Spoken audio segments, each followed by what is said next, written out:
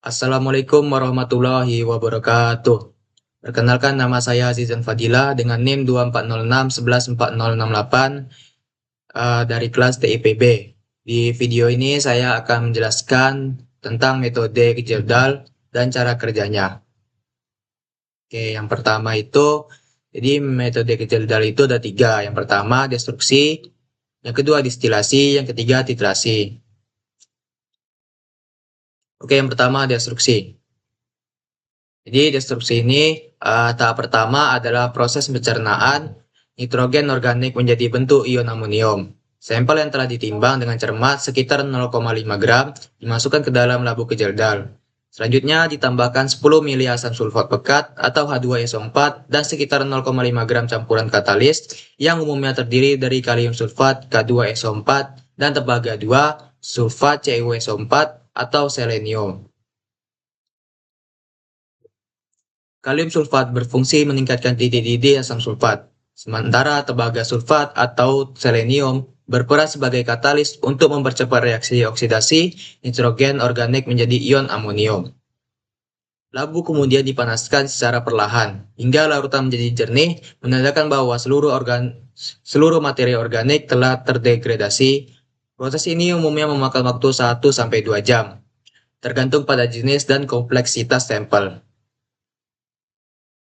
Oke, yang kedua distilasi.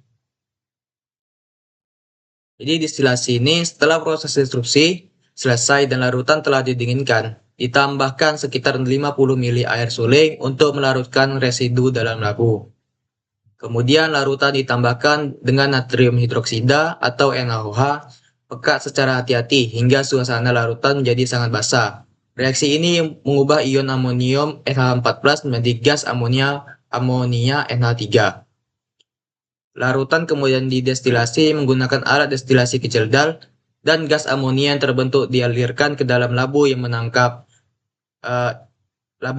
yang berisi larutan asam borat atau H3BO3 dengan penambahan indikator campuran, biasanya itu methyl red dan bromoskerol green.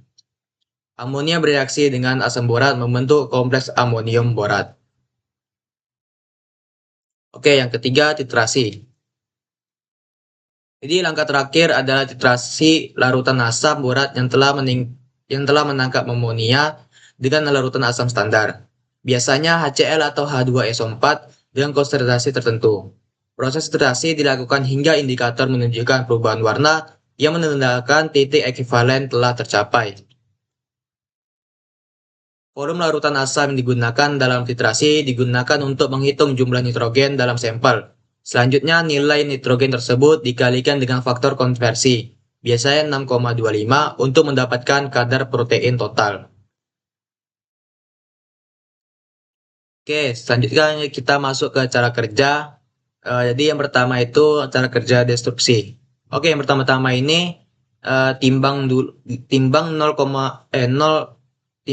kurang lebih 0,5 gram sampel ke dalam labu Gejeldal. Yang kedua, tambahkan kurang lebih 10 mili H2SO4 pekat dan kurang lebih 0,5 gram campuran katalis. Yang ketiga, panaskan perlahan hingga larutan jernih kurang lebih 2 jam dan biarkan dingin.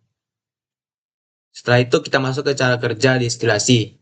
Jadi yang pertama-tama itu kita tambahkan air kurang lebih 50 mili ke dalam labu destruksi. Yang kedua, tambahkan larutan NaOH pekat hingga basah berlebih. Yang ketiga, destilasi amonia dan tampung dalam Erlenmeyer yang berisi larutan asam borat dan indikator. Oke, yang terakhir kita masuk ke cara kerja titrasi. Oke, jadi titrasi larutan hasil tangkapan amonia dengan HCl standar hingga titik akhir atau perubahan warna indikator. Oke, sekian apa yang dapat saya sampaikan, yaitu metode Gejeldal dan cara kerjanya. Mohon maaf apabila ada salah kata, saya tutup. Assalamualaikum warahmatullahi wabarakatuh.